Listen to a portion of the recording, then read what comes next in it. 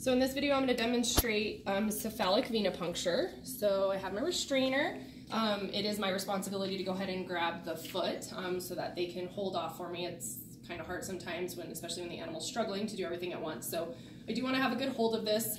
It's my job to make sure that they don't pull this away from me. And then his legs he has really nice vessels, but it is a little bit more difficult to see the vessel. But if you follow it down, you can see down here as it comes around the side of the leg. So it bifurcates or branches off right around in here.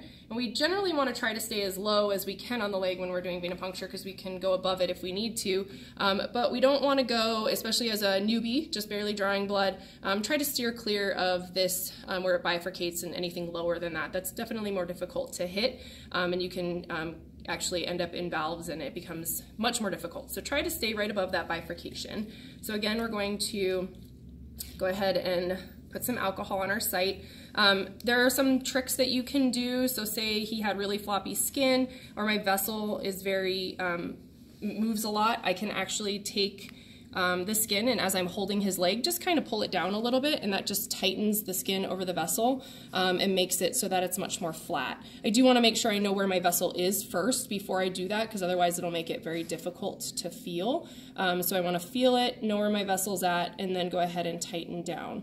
If it's easier for you, you can also put your finger next to the vessel to try to help guide you. However, just be careful. Sometimes I see people doing that, and you can see how it actually pushes it over and kind of moves it to an area, makes it a little more difficult. So if you're going to do that, just make sure you're gently setting it next to it.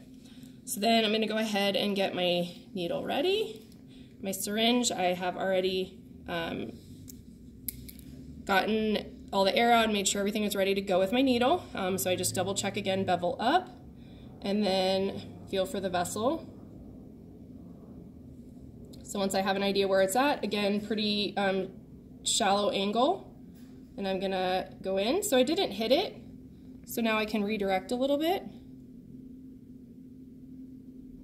Now I have blood coming back, so I know I'm in the vessel. So now I'm just gonna gently draw back. We don't want to draw back too quickly. We can collapse the vessel. So we're just going to slowly draw back. And then for this lab scale, you're going to have to get a 1/2 ml of blood. So then I'm going to go ahead and let my restrainer know that I'm done so she can hold off that vessel for me. And I'm going to withdraw my needle. Another thing, so say I hit the vessel and the blood just isn't flowing very well. A couple things could be happening. I could be suctioned up against the side of the vessel. I might not be all the way in the vessel. So before you start actually redirecting, you can lift up on your needle or down on your syringe, or down on your syringe. Maybe even sometimes just kind of move it up very fraction to the left or right and see if you are suctioned up against there. And if that doesn't help, then you're going to have to redirect. And that is how we do cephalic venipuncture.